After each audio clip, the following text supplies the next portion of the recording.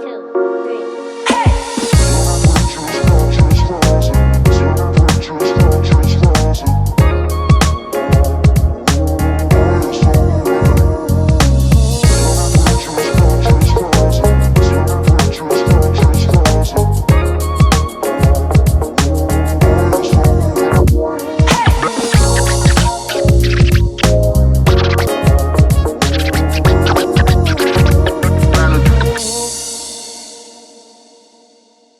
So your book is about fear as your superpower. Yeah. So how did you use your fear as a superpower, and how can anyone else use their fear as a superpower? Yeah. So I think, like, to answer that question at the most basic level, it's realizing what fear really is and that it doesn't have to be this feeling that means we should stop. Like, it's not like fear equals stop. It's fear is just a data point. And often in modern times, it's Do you pretty go by the acronym false evidence appearing real, or you have another acronym for I it? have heard that that works great. That's accurate because it's rooted in our survival, right? Like you go back to primitive times, we hear something rustling in the bushes, it's a saber-toothed tiger, we better be afraid because if we're not, we're going to die. But Mhm. that is not happening to most of us on a daily basis. And it's interesting because in my background, I was actually at risk of physical harm, right? Which most people aren't. And so there were moments where fear did serve that primal purpose. And that's not really the fear that I'm talking about, though, because people will ask me about fear in my career. And I'm like, honestly, moments where I was really afraid in the cockpit, I could name them on like one hand. It was very rare. Welcome back to the Transform Your Mind to Transform Your Life radio podcast and television show. I'm your host, Life Coach Myrna Young, and sitting in the guest chair today is Michelle Mace Curran. Michelle and I are going to be talking on the topic Fear as a Superpower. Reframe risk and step into your full potential. Welcome, Michelle. Thanks for having me. You're very welcome. All right, so let me give you guys a brief introduction. Michelle Mace Curran shattered barriers as a comeback fighter pilot and only the second woman in history to fly as the lead solo pilot for the USAF Thunderbirds, a role reserved for the best of the best. Now she is a best-selling author, keynote speaker, and LinkedIn top voice. She shares powerful lessons on confidence, leadership, and bold actions with audiences worldwide. Michelle has worked with leading brands like Microsoft, SpaceX, Boeing, and PwC, and has been featured on The Kelly Clarkson Show, CBS Evening News, and Glamour. Through her newly released book, The Flip Side: How to Invert Your Perspective and Turn Fear into Your Superpower, she equips women with the mindset and strategies to push past self-doubt, embrace boldness, and lead authentically. Wow. Yes. Yes. You are a brave. I've always loved the word courage, and one of my favorite scriptures is Exodus about being courageous. And I've always embraced courage and being courageous. So I know that in a world of courage, that it takes a lot of courage for you to aspire to become a fighter pilot. So as we set the table for a conversation today, Michelle, what led you to become a fighter pilot? And I understand you have a story about nearly blacking out mid-flight, and that revealed your resilience and your mental toughness. So we can talk about that as well in your story. Yeah, no, that's a whole lot of stuff in one question, but I'll start with the beginning, right? Like, people are always like, how did you even find your way into this? Because I am a self-identified shy kid, introvert as an adult, and I struggle with self-doubt a lot, which is one of the things I talk about now. So people are like, okay, I get that, but how did you connect those dots to become a Thunderbird pilot, fighter pilot? So I was a good student. I've always been super goal driven, a little bit of a thrill seeker. So I loved roller coasters. I loved adventure growing up. And basically, I needed a way to pay for college. And Air Force ROTC kind of rose to the top as a great way to do that. The military just has awesome education benefits. So I grew up in a small town, no exposure to the military or to aviation really, but I got this college scholarship. I'm going off and I'm going to be in the Air Force. But at that point, I plan on being a criminal justice major because I want to do 4 years in the Air Force to pay back my scholarship, get out, and become an FBI agent. That's the whole Nice, goal. nice, nice, nice. Okay. Obviously, we took a pivot. So I like to tell this story because I think there's a lot of things to learn from it. So I'm halfway through college in ROTC, a criminal justice major. We visit a base and I get to see two fighter jets take off in full afterburner right in front of me for the very first time. And I am just awestruck. Blown away. Yes, Absolutely. yes. Goosebumps, just like, forget the FBI. Like, how do I go do that?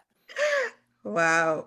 And then I think you talk about courage, and I've never considered myself a really brave or courageous person, even though people say that all the time, especially while I was flying air shows. But I think about there were a few key moments where I had that spark of inspiration and I just like felt it in my gut, like I want this thing so bad. And Mm. maybe it was being young and naive and not really knowing what that meant or not realizing how much work had to go into actually making that possible. But I was like, we're doing this. And so I decided to take action for that, like one moment of courage that was required to, the year after To that, sign the raise my papers, hand. right? Right. They're like, who wants to be a fighter pilot or not even a fighter pilot? Who wants to compete to be a pilot here? And that was enough for me to raise my hand, put my name in the hat, and I ended up getting a pilot slot, going off to training. And then a whole lot more had to go into actually becoming a fighter pilot. It's very competitive. There were only two spots for my class of 25 students. Oh, wow. Yeah, so it was a lot of work, a lot of learning because I had no prior aviation experience. I was a degree that did not really translate to being anything useful in the cockpit. So we always joke it's like drinking from a fire hose. There's Hmm. just so much onslaught of information, but I worked my butt off. I had that singular goal of becoming a fighter pilot. And at the end of that program, I ended up being able to get that second spot and go on to fly the F-16. All right. In your 25 group, how many were women? Just me, one. You were kidding me. Huh. Wow. So did you have to fight gender bias or, that one of my favorite movies is the movie with Demi Moore, being in the army and having to be like a man. G.I. Did you Jane. have Yeah. to put on those airs? Do you have to, you know, say, hey, I got a dick too kind of thing? To some extent. Yeah, like you joke, but I mean, for real. It Yeah. it was one of those things, when I first had that moment of inspiration, decided that was my dream. I didn't really think anything about gender. I was just like, this is what I want. Then I get there and I'm in pilot training. And honestly, my class was amazing. We were super tight. We hung out all the time. There were a few like little things that would be said initially, but they weren't negative, but they were like with some hindsight, some things that still made it clear that there's kind of a double standard. Like we would be out, in a social setting at a bar on a Friday night, much like all the military movies you see. Yeah, And right. I hear one of the So that guys, part is true, huh? it is, we work hard, play hard, that's for sure. Especially at that age, right? We're fresh out of college, so we're in our early 20s. So one of the guys from my class who I was really good friends with, I overheard him having a conversation from a guy that was in another student training class. And they were talking about me, and the other guy was like, "Oh, you have a chick in your class. Like, how is that?" And my friend was like, "Well, luckily she's super cool." So it was like, "Oh, well, thank you." But also the fact that it's like, "Oh, does she cause problems?" Like that other guy was like testing the waters to see. And I Yeah. wasn't offended by overhearing that conversation. It was just like a data point. And then one that You really mind sticks being out, called a chick? Because that's disrespectful too. it was so normal in the military then that I didn't bat an eye Okay. at it. Now Okay. I don't love it, I will be honest. Like, and no one Okay. really calls me like a chick anymore at Chick this anymore. point. But like when you're like young and in that environment, there's so many things in the military, like swearing, right? It's pretty normal in a lot of the different Yeah, ranks. yeah, And yeah. you're just like, this is how it is here. You're kind of used to it. And it's not a big deal in the moment, but like later on, you're like, I mean, we're like the primary fighting force for the United States of America. We probably would sound more intelligent if we weren't dropping the F-bomb every sentence. But Yeah, yeah, like yeah. as a comparable example. So the one that really stuck out though as the first time in my entire career where it was highlighted in a way that did offend me is we were at the end of that class. We're competing for those fighter jet spots. There are more of us that want them than we know will be able to get them. Like anywhere from 1 to 3 spots were going to be available. And so I'm sitting at a table. It's the last few weeks of the course. I'm studying with a classmate. And both of us have our last check ride of the program that week. And check rides, there's like 4 or 5 of them throughout the entire year. And they are like these big airborne tests. So, how you do on those puts a lot of weight on your overall ranking. So, there's a lot of pressure. So, we know just based on kind of knowing how everyone's doing throughout the year that there's one guy in our class that has just crushed it. He's definitely going to be first. And it's between Mm, myself and my classmate that I'm studying with for second and third. mm, And being second versus third could very likely determine who goes and flies the fighter jet versus who goes and flies like a cargo aircraft. We mm. both want a fighter. So we're studying, and I think he struggled with a couple of questions and he was getting frustrated. And I was an easy target because I'm sitting there. And he's like, I don't even know why I'm wasting my time. They're just going to give you the fighter to check the box.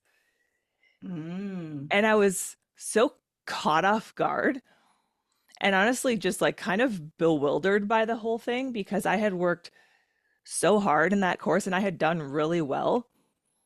And I knew that there was no box checking happening. And in the moment, I didn't defend myself. I was young, did not have that confidence. I kind of was just like, okay, and went on to the next question we were practicing. Now it would be a much different story. But what I did do, like when I went home that night in preparation for my check ride the next day, I was kind of like this resolve set in. I was like, okay, watch me. I was like, I'm going to have the best check ride I've ever had in this program. And there's going to Hmm. be no doubt that I deserve whatever score I Yeah, get. not checking boxes. Wow. And Yes. Okay. I ended up following through on that. It was like the one of the best flights I had in that entire year. I got such a good score. My instructor was Mm. like, "Well, I don't know, you just crushed that. I don't whatever preparation you did, keep doing it." Good for you. Like apparently you just have Yes. to insult me. Uh, and he did fine, but he did not do as well as I did. And I ended up Mm. getting a fighter and he didn't. So we ended up being second and third. Oh, he got third. Wow. And so Interesting. there's like, I Wow. didn't like bask in the justice of that, right? It wasn't like, haha, see? It was more just like me feeling really proud because I knew I deserved what I got because I had worked my Wow. butt off and I had performed under a ton of stress and pressure and went off to fly F-16s from there. Yeah. Well, that's not our conversation today, but that's a great story and great lessons and women that, think that people are hiring them because they're checking the boxes. I've just had a conversation about DEI, how it affects, the other race other than the black race and yes, I mean, but I'm glad what you said. You put into work. And a lot of times, even when you put into work, there is a gender bias. But Yeah. I'm glad that you got that job and you got it because of the fact that you did well on your flight and check those boxes and not the oh, we got to give a woman the spot kind of thing. So yeah, but I know that the Army from movies again, because I have no personal reference, Yeah. are always in the same, which is why the movie G.I. Jane was made, because there's a lot of gender biases. There's a lot of stuff that's in the Army and, you know, how they feel about women, how they feel about a whole bunch of people. So I guess, being you probably removed from it a little bit because you're now like a maverick Yeah. and not in the trenches. Yep. No, that's You're valid. Top Gun, right? Yeah. There's definitely some privilege that comes with being an officer, first of all, and then also a fighter pilot. You Yep. do get to be a little bit sheltered from some of Yes. the stuff that goes on. Yeah. Yep. Um, but it's still there, it's from your peers, so they're an equal to you, and so it's There. just happening Right. at a different level. Right. And it does get Right. weeded out as people get into the higher ranks. I think there's more focus on professionalism Hmm. and like kind of the boys will be boys locker room type stuff goes away, luckily. But it when I was in the early part of my career, that was alive and well. And often it wasn't directed at me. I mean, it was rarely directed at me, but it still is one of those things that constantly highlights that you don't quite belong in the environment Yeah. and you Yeah. become just hyper aware of it. And Yep. it's coming from people that are my friends and it's coming from people that we trust our lives with each other in the Yep. air. And so there's this Yes. weird contrast of like competing things where you feel loyal to these people and you want to be part of this group so bad and you want to go with the flow and be one of the guys and just fit in, but you also feel like you need to be authentic and you need to uphold your values. And if you let something go that's offensive to women just to fly under the radar and find belonging at any cost, then you're setting the next woman up that follows in Yes. your footsteps for failure. And so there's Yes. this competition between those two things all the time, and it's exhausting. Wow. Yeah. Yeah. Yeah. This is a great conversation. And we're talking about fighter pilots, but it could be in any environment that is in a male-dominated world. So great. So, you also talk about, and that's part of the first question I Yes, asked you. yeah. Sorry, we got down a No, no, bunch that's trail. all right. I don't know why I combined them, but yeah, tell us about the time. Was it when you were a fighter pilot per se, or when you were in training that you nearly blacked out mid-flight and learned about resilience and mental toughness? Yeah, so this was a pretty transformative single flight in my whole career. So I had just gotten to my first operational combat squadron. So I had gone through pilot training that we talked about, gone off to a year-long F-16 training to learn to fly the jet, and now I am at a frontline squadron. And so I've been going through all of these training programs and I've been working really hard, but I've been doing pretty well in them. And so they always had very clear goals, very clear like grading criteria. And I operate in that kind of environment really well, where it's like, here is a structured path to success. And all I have to do is put the work in and it's laid Mhm. out. Now I get there and everyone around me are experienced fighter pilots. I'm the youngest person, least experienced person in the squadron for a little while before the next person shows up. And it becomes very clear that flying a fighter jet is about so much more than flying the jet. It's about just like massive task management and planning ahead and situational awareness and monitoring sensors. And there's just so much to know and so much to do. And it's all happening so fast that it will take you likely years to get decent at it. And so that's already like a shock. Like I've always been good at stuff. I've always known how to be good at stuff. And if I'm not instantly good at something, if I'm just average because I'm learning, like who even am I, right? So that's going on. And then Mhm. quickly my second flight in country. So I have literally been in Japan, which is where this unit was for maybe 2 weeks. I just gotten there. Mm. I'm flying my second flight and for movies are a great reference for this because everyone and their mother has seen Top Gun. Yeah, right. Right. So we're All three going of them. oh, like everyone has seen original, they've seen Maverick, and so they have Right. some context. So we're going out on a training flight. So I'm in my jet by myself. My instructor is in his jet, and our whole goal is to do dog fighting. So it's one aircraft versus another, and my whole goal is to get his aircraft in front of the nose of mine so I can gun him. And I know this all sounds aggressive. Uh, it's just a training flight, so we don't have any live weapons loaded up. It's I just like didn't think practice. so. Right. Hmm. But things still happen at about 500 miles an hour. The jet can still pull 9 times the force of gravity, which we would say is 9 Gs, is how we abbreviate it. So, however much you weigh, multiply that by 9. That's what you're going to feel like pushed down into that seat. So, that's Mm. an aggressive environment to learn in. So, we go out. I start the fight. I've done this a couple of times in F-16 training, but there's just a few different things in this scenario that I don't take into account because I am very young and inexperienced. And so I do the exact like robotic things I learned in training, but in a situation where they didn't necessarily make sense. And what that led to was was me accidentally going supersonic, so above the speed of sound. Oh, wow. Yeah, didn't even recognize it was happening airborne because nothing exciting happens inside the jet when you go supersonic. The speed indicator just, ticks up and you see it pass. But if you're not looking for that, it can get away from you and you can accidentally go too fast. So I do that. And then I roll and I pull back on the stick because I'm, again, trying to turn and point at the other aircraft. I hit 9Gs. That's expected. But normally, as you start to turn, you'll only maintain 9Gs for a handful of seconds. And the jet loses energy as it turns. And so it slows down some. The Gs decrease. And you're able to tolerate them a little bit better.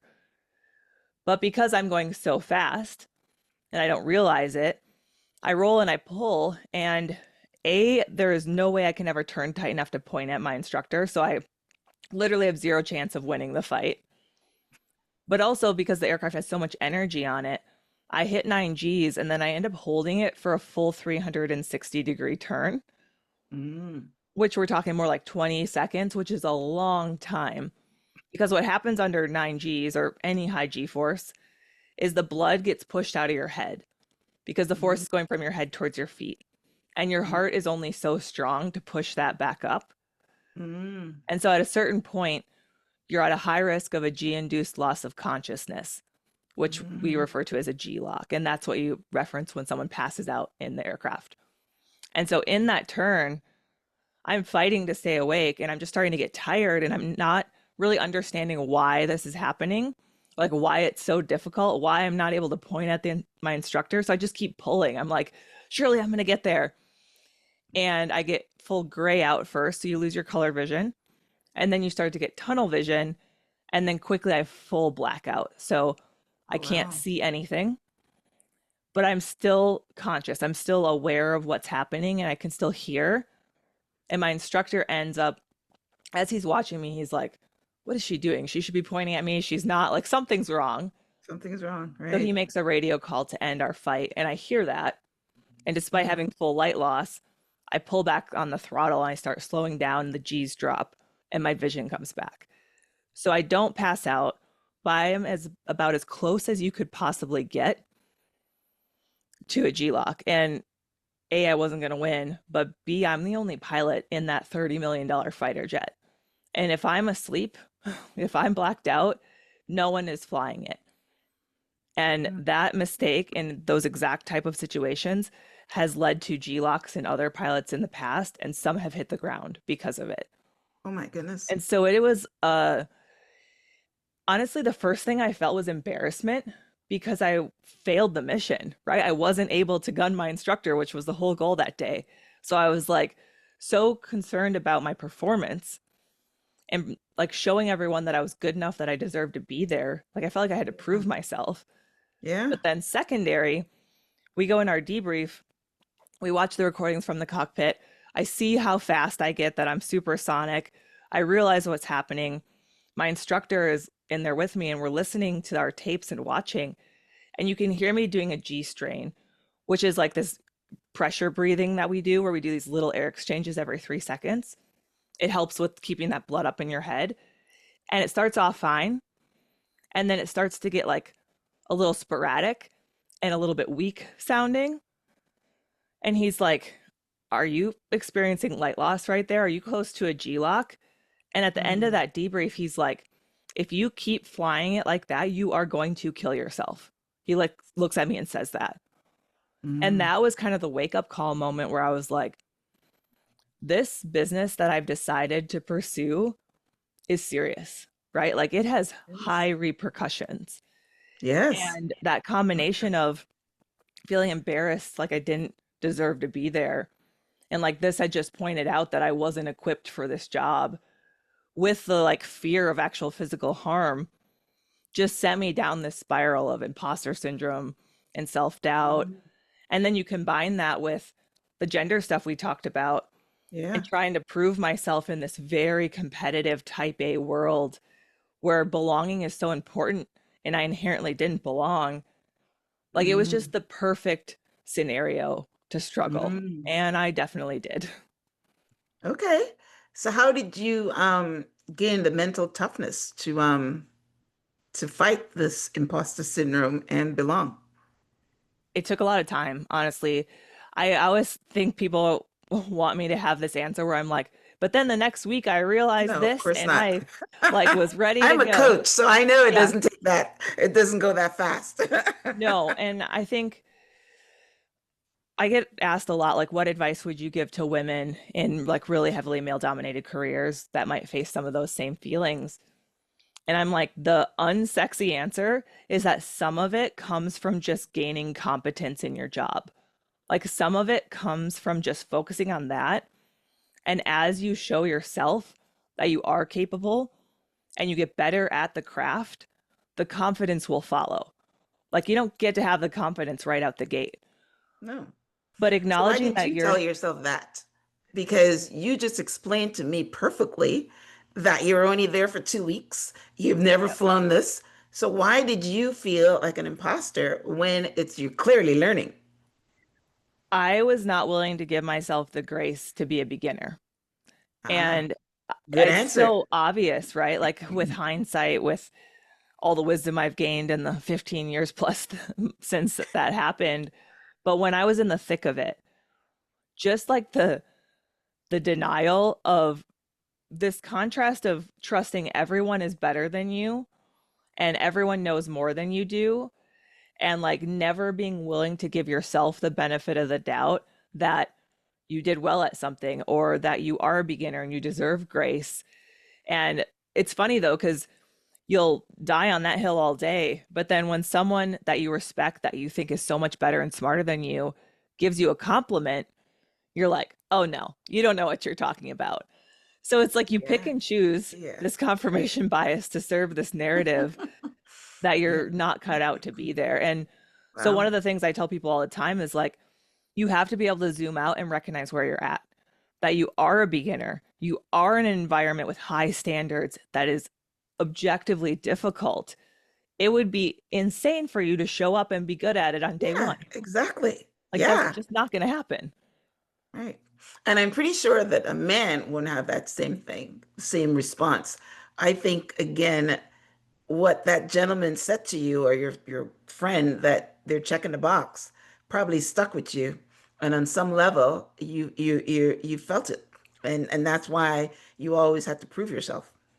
For sure. I always felt like I had to overcompensate Yeah, and I couldn't be average because that would indicate that I didn't deserve to be there. I had to be yeah, above average. exactly. And Right, if I exactly. wasn't, like, how dare I pursue something like this? Right, exactly. And that's where basically that's coming from.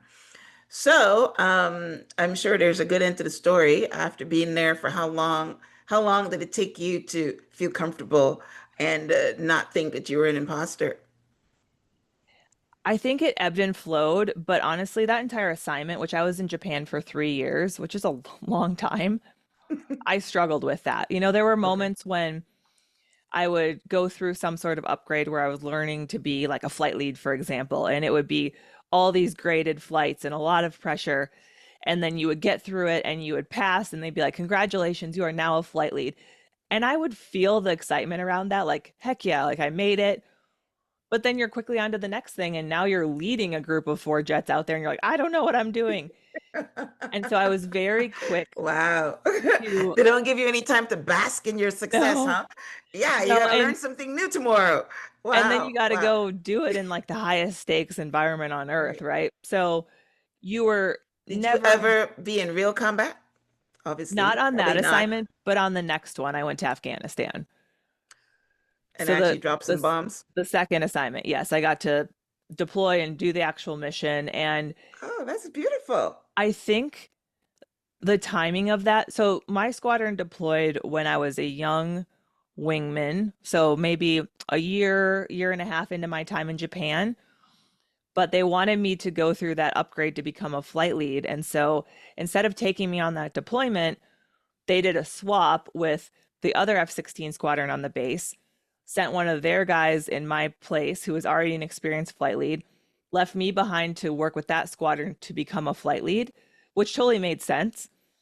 And honestly, I think had I gone on that deployment, I think I would have struggled with the pressure and the belief in Mm-hmm. myself and all the things. Mm-hmm. And so I didn't end up deploying for the first time until 3 years later, 2 years later. Wow.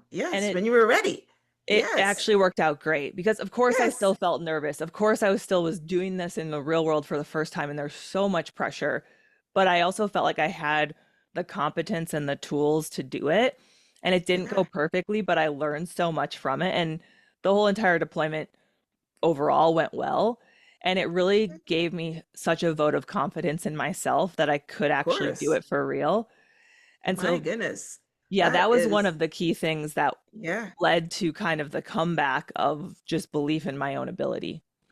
I know. My goodness. And I'm glad how you set this up. Like, you might thinking that it looks beautiful and you just go in there and you're like we're watching the Magritte movie, but you're Yeah, talking about how many things you have to be aware of, right? And you can't be a robot. And yeah, and the G forces and the turning and the shooting and all these different things. So yes, there's a lot of things to master. And it's not just all glory. So yeah, I mean, you should definitely have a vote of confidence in yourself that you're able to do it. Wow, that takes a lot of brain power. That takes a lot of courage. That takes a lot of everything. So, I mean, so on the other side of that, you came out of no imposter syndrome, um, uh, confidence, no self-doubt. So you're on top of the world because you climbed the mountain, right? And you got to the top and you climbed it by yourself. So that is beautiful, a beautiful story for anyone that's listening that have to face some challenges and don't think that they're good enough. Because yeah, if you put in the work and you have a goal, I like what you said. You had that goal and you go after your goals and your dreams. There's something that's driving you. There's something from the inside that's pushing you towards it. That is beautiful. I wouldn't even go as far as to say it's purpose, because I'm not quite sure how you can come into the world to be a fighter pilot. right. But normally when you feel that the stuff that you felt the first time you saw it is normally what your purpose is. It's in the pit of your belly and there's something that starts it. They call it a fire starter. So I don't want to go into purpose, but how did you get the name Mace?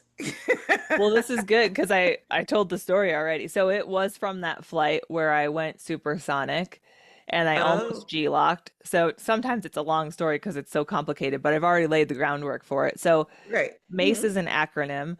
It stands for Mach at Circle Entry, which is pilot jargon heavy, but basically Mach is the speed of sound, like Mach 1 is the speed of Okay. sound. So that's where the M comes from because I broke the Mach. And then at Circle Entry, that was just the maneuver. That's the name of the maneuver that I was That trying to you're do trying to to turn. turn. Right.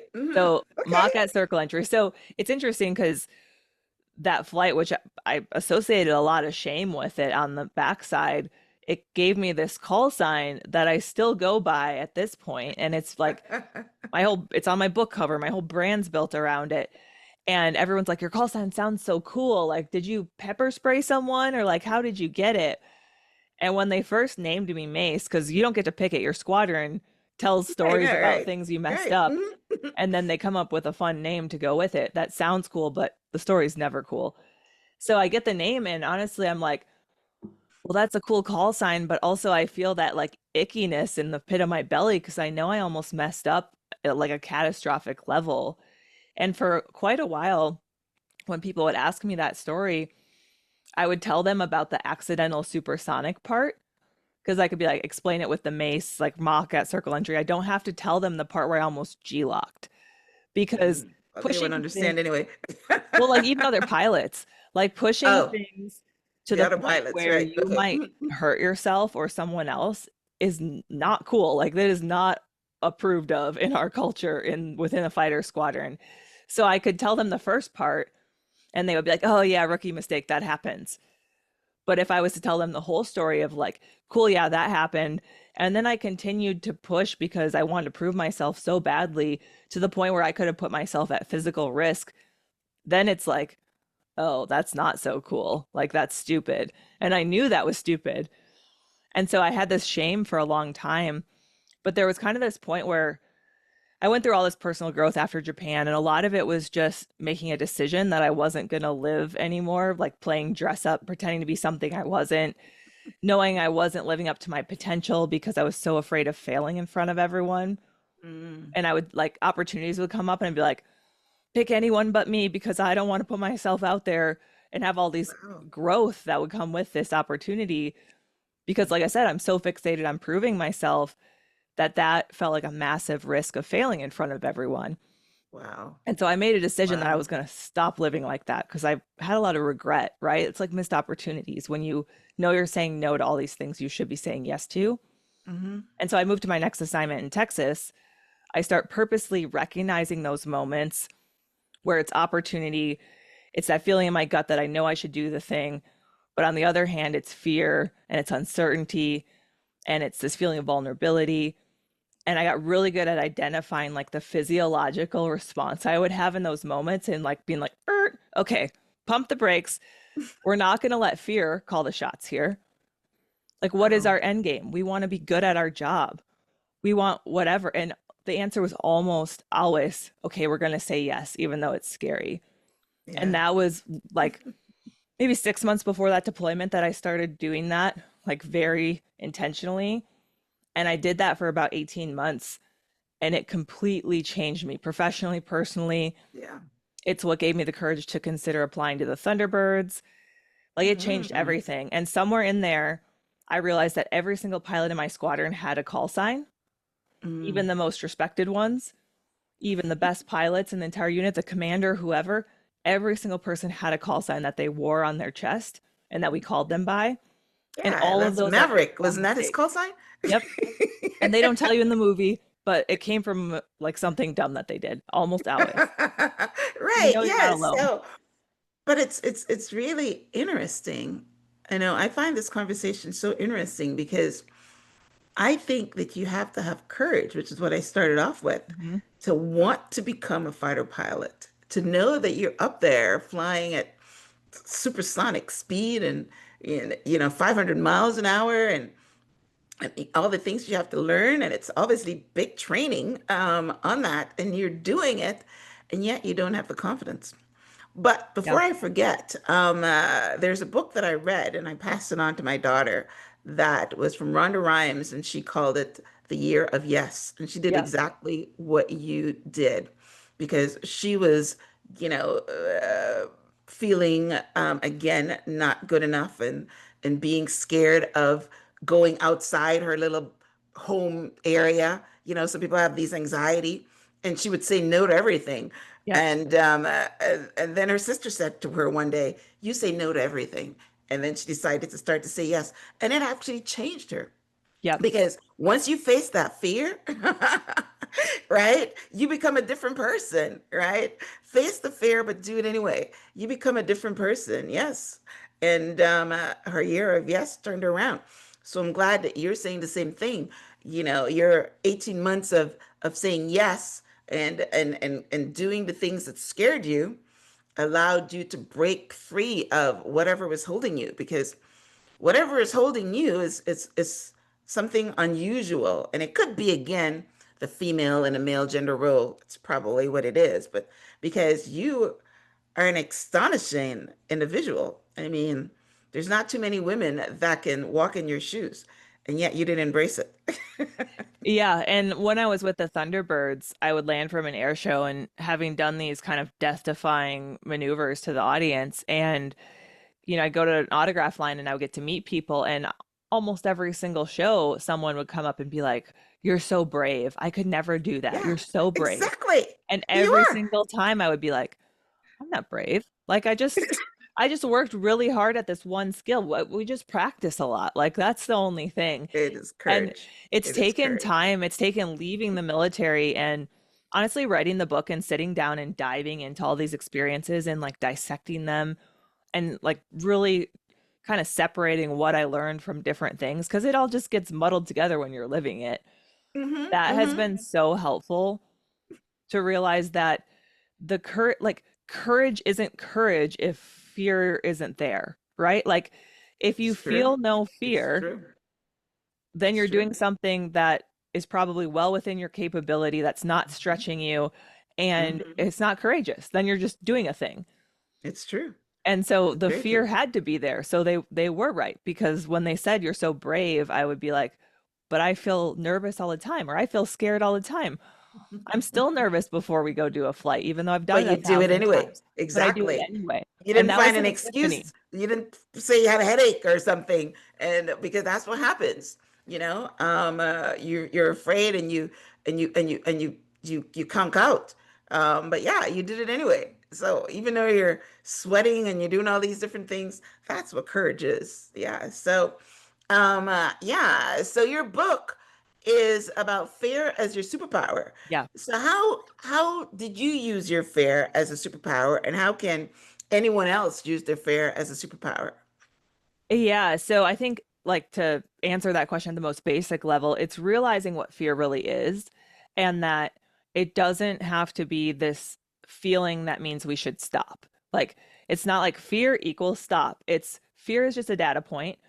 And often in modern times, it's Do you pretty go by the acronym false evidence appearing real, or you have another acronym for I it? have heard that that works great. That's accurate, because it's rooted in our survival, right? Like you go back to primitive times, we hear something rustling in the bushes, it's a saber-toothed tiger, we better be afraid, because if we're not, we're going to die. But Hmm. that is not happening to most of us on a daily basis. And it's interesting because in my background, I was actually at risk of physical harm, right? Which most people aren't. And so there were moments where fear did serve that primal purpose. And that's not really the fear that I'm talking about, though, because people will ask me about fear in my career. And I'm like, honestly, moments where I was really afraid in the cockpit, I could name them on like one hand. It was very rare. It was only when Hmm. something went really wrong, really unexpected, which did not happen often.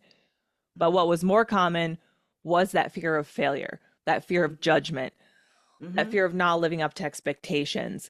And that is such a human experience. And I just get to talk about it through a very unique lens, but it's so relatable because we all experience that. And when you recognize, like, hey, okay, I feel this physiological feeling of fear, the stress response, like, what is it actually in relation to? Am I at risk of death? Likely not. Like, what's the worst case scenario? And like, when you get all that out of your head, you tell someone about it, you write it down, you lay out the things like, if I go take this risk to do this thing that I want, otherwise we wouldn't even be considering it. Hmm. What is like the worst case? And people are always like focused on the optimism. And in the book, I talk about silver linings and all of the positive stuff. But I think there's so much value in laying out the worst case scenario, because I compare it to a kid who comes into your room in the middle of the night freaking out because there's a monster in the corner. And then you go in their room and you flip the light on and you're like, look, it's your teddy bear with a dirty t-shirt thrown on top of it. And then they're like, oh, It's a pretty specific example. I feel like it's a common one, right? It's the pile of dirty clothes every time. And they're like, oh, okay, you just shone a light on it. Like, it's actually not that scary when we really look at it. And I think it's the same with that fear. And once you lay that out, you're like, oh, this is a signal that my brain's giving me, but I can be objective. I can zoom out. I can take a look at it and be like, how does this decision serve my goals? And if going after the thing serves my ultimate thing I'm working towards, it's okay for it to be a little bit scary. That means it's worth doing. And so there's like exercises about examining your inner critic and where that voice of doubt comes from, and like the past experiences that inform it, and just trying to recognize that and how that relationship with fear works, so you can see it, you can like normalize it, I guess, because this is something Hmm. we all Hmm. experience. And then you can make an informed decision to go do the thing, and just realize that that worst case scenario is rarely something that should stop you. Yeah. Yeah.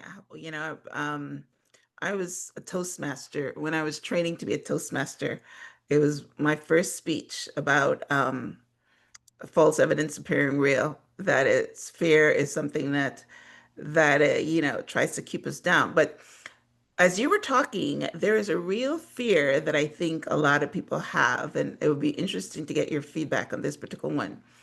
And that is fear of quitting their job and starting another job because they're Yeah. afraid that they're going to starve and they're not going to have any money.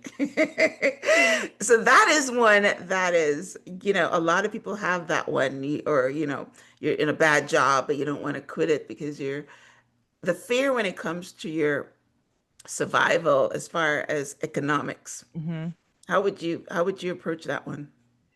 Yeah, and that is one you have to take into consideration, right? Like, because there's a difference between like facing your fear and going and doing the thing and being reckless, right? Like there's a calculated risk that goes into these things. And when it comes to something like that, for example, I served on active duty for 13 years. I had great job security being in the military, benefits and housing and healthcare and all the things. Right. And then 3 years ago, I decided to leave and become a solo entrepreneur, start giving Okay, so that's a speeches. perfect example for Yep. you. My Start giving goodness, I just speeches, pulled that write the out book. of the Yeah. hat. And it was scary. Like, but I did a few things before I made that decision. I looked at why I wanted to do this new thing, like, and that's where you get into like purpose. Because with the Thunderbirds, I was having that spark that you kind of mentioned when I would have these inspirational interactions with people Hmm. and I would see sharing some, whether it was just seeing us fly or sharing some little piece of wisdom with them and the positive impact that it was having on people. I was like, I think I could continue to do this and do it Yeah. like on a more personal, larger scale, face to face Hmm. with speaking, through writing. And so I feel like I had a very clear purpose and I was Okay. very excited about it. But then I was like, all right, where are the gaps? Income gap, like how much money do I need to give myself enough runway to start booking speeches? Like what do speeches book at? What's realistic? Like how much is this going to cost? And so I like spent the time to educate myself on all of that.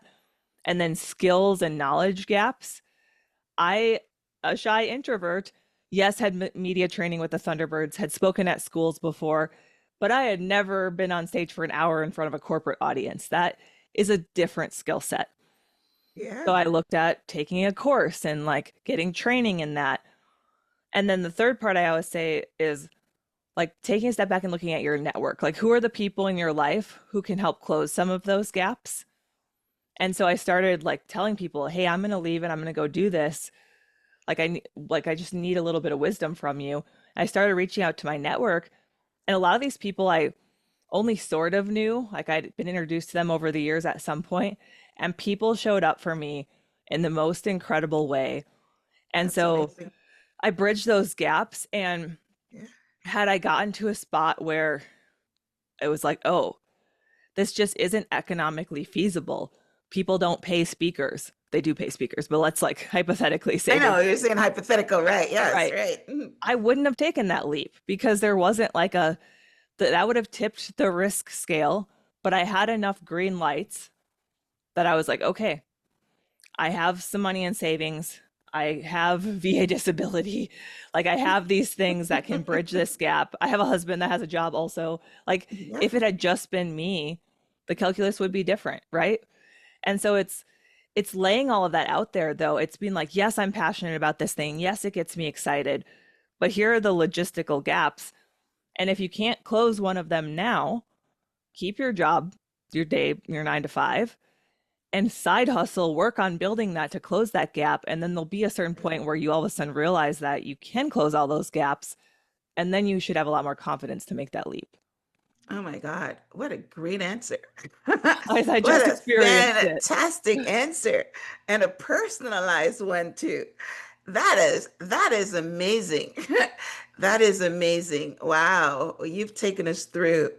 Yes, some really good stories here. There's a lot of aha moments in our conversation, and this one just capped it because yeah, I mean, yeah, people have afraid of, but then if you go through it systematically Yeah. and you put it on paper and you just don't go blindly, right? You don't jump in. A lot of people feel, okay, I'm just going to jump in. You don't just jump in. You jump in when you have you need to know how to swim. You know what I Right. mean? And so that was a fantastic answer. Thank you. I loved it. I think it's the best one I've ever had on that question. Yes, do it, but let's stack the odds in your favor, right? Like, yes, you got to go do the thing to overcome the fear, Yeah, but yeah, amazing. be bold, not reckless. Right. Yes, yes, yes. And be courageous. Right. I love that word. Like I said, be courageous, but not reckless. Right. Yes, because if you're reckless, then you're going to be homeless. Can't feed Right. your kids. Right. Maybe you And have to go begging back for that job that you left. yeah, Right, right. and it's Yes. fun to talk about the motivational and the inspirational and the mindset side of it, but you can't ignore the logistical side, right? You can't just live in a world of rainbows and pretend that you don't have a mortgage to pay. So you have to find the balance there. Yeah, yes. Beautiful, beautiful answer. All right, so let's talk about your book. It's called The Flip Side: How to Invert Your Perspective and Turn Fear into Your Superpower. Yeah. Yeah, in our conversation today, you definitely talked about how you inverted your perspective and turned your fear into your superpower. So the only question I have left for you is why did you write it? And what do you want the readers to walk away with after reading it? Yeah, so when I first left and started speaking, I didn't know that I would write a book. I so I had, to be fair, I had two children's books that I had been working on. I was working on the first one at that point. And I just wanted to get this kid's picture book across the finish line and get it out there. It's about a little girl who wants to be a fighter pilot. And I just didn't feel like little girls, like 6, 7, 8-year-olds, were really seeing that as an option. And I just wanted to show them that it's possible. Like that, I loved doing that with the Thunderbirds. And so the book was a way to do that. So I made that happen. But writing a 650 word kids picture book, very different from writing a 70,000 word nonfiction memoir meets self help type book. And so it took me about maybe like 8, 9 months of giving keynote speeches. I was constantly being asked if I had a book because everyone assumes anyone that gives speeches has Yeah, a book. it's true. Yeah. But It's a also, great place to sell them too. it Yeah, is that's on for the sure. table. For sure. Another, Yeah. like, you're like, oh, Mhm, another opportunity to add to the business. mhm. But I also was, getting on stage, talking for 45 minutes, talking for 60 minutes. And then I would do a Q&A very often afterwards. And people had so many questions. They were like, well, what about this? Well, what about being a woman in that world? Well, what about being afraid? Like, and there was just such an appetite for more.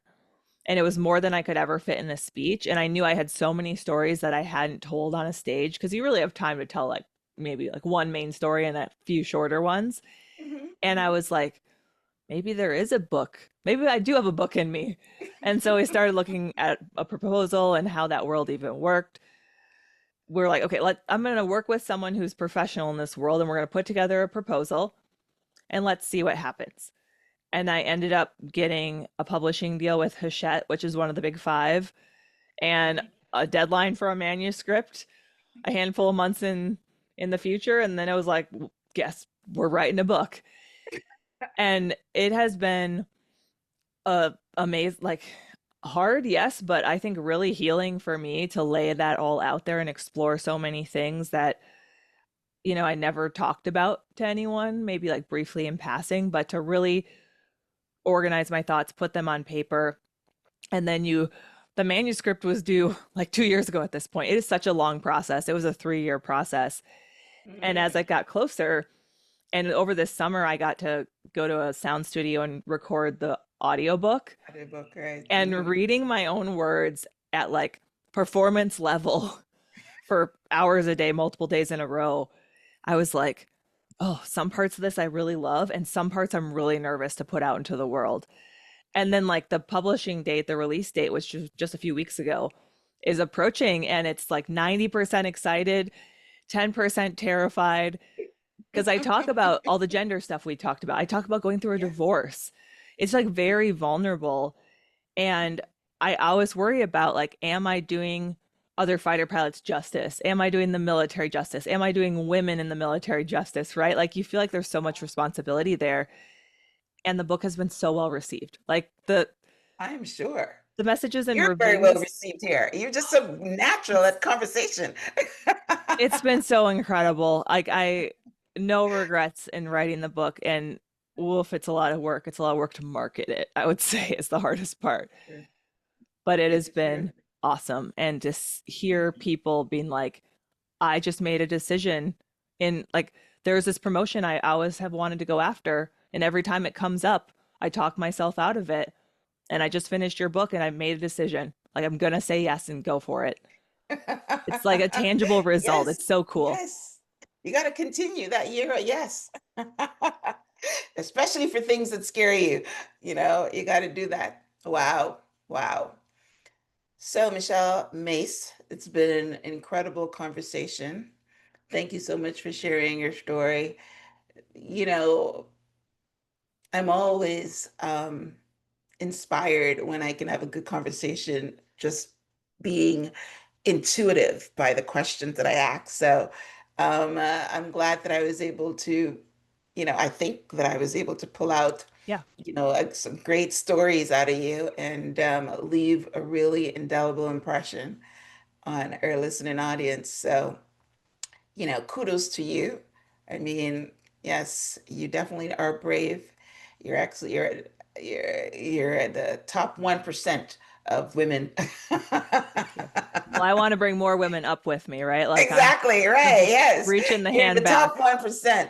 Yes, you're definitely the leader and not a follower. So, yeah, a book is great because what I'm left with from this conversation is, as you were talking, I somehow went to Michelle Obama, where she wrote the book Becoming, and in that book talked about, even though she was amazing, that very, very which successful lawyer, Yep. married to a president, um, because of, I guess, the fact that she came from Chicago, the South Side of Chicago. She always felt that she was not good enough and she had to become. And listening to your story with all the things that you've done, and you still felt that you weren't good enough. It's amazing that so many people feel that way. You Yes. know, I'm reading a book right now, and they said happiness is liking yourself, right? It's as simple Yeah. as that, liking yourself. And most people don't, right? Because they feel that they're not worthy. They can't see their self-worth. They can't see their worth, and they can't really embrace and like themselves. So I love your work. I love your book. And I'll definitely pick up a copy myself because I love Thank you. reading and love listening to stories. All right, guys. Well, listen, thank you very much for tuning in to this week's episode of Transform Your Mind so you can transform your life. Today, we were talking about using fear as your superpower and transforming your mind on, feeling that you're not good enough, imposter syndrome, and, playing in women playing in the man's world, and you know, having to always feel that you belong. So great conversation. Definitely go pick up a copy of Michelle's book. It's called, again, Fear is a Superpower. Reframe risk and step into your full potential. It's really interesting that we ended up talking about the risk of stepping out on your own when you have a secure job. Love that Yep. again. So I know, right? I love that. I will have a brief synopsis of my conversation with Michelle on the show page, which is myhelps.us, and I will link out to her book. Now, Michelle, what is your website and social media handles so people can reach out to you? Yeah, I try to keep it uniform across the board. So Instagram is at Mace underscore Curran. So call sign underscore last name. And then my website is macecurran.com. And then I also put out quite a bit of like thought leadership type stuff on LinkedIn. And that's just Michelle Mace Curran. So across the board, pretty easy to find. Okay, awesome. All right, yes, so I will link. Yeah, I saw that in your bio that you were a LinkedIn, what do you call it? Oh, the But top anyway, voice badge. I don't, it just shows up. I don't know how you get it, but it's just yeah, there. LinkedIn top voice. Yes, amazing. Yeah, I don't do a lot with LinkedIn. I'm on Instagram and Facebook, but yes, I will definitely post a clip to LinkedIn since you're on there a lot. All right, so Right. listen, thanks for tuning in. Michelle, as we wrap up, any last words for the audience? Yeah, I think I realized I didn't answer the second half of your last question about like the one thing I want people to walk away from with the book. And the thing I always say to people is that the key to progress is having the courage to start something, even when you don't feel ready, but believing in yourself enough to know you will figure it out along the way. Yes, the process. Start. Yes.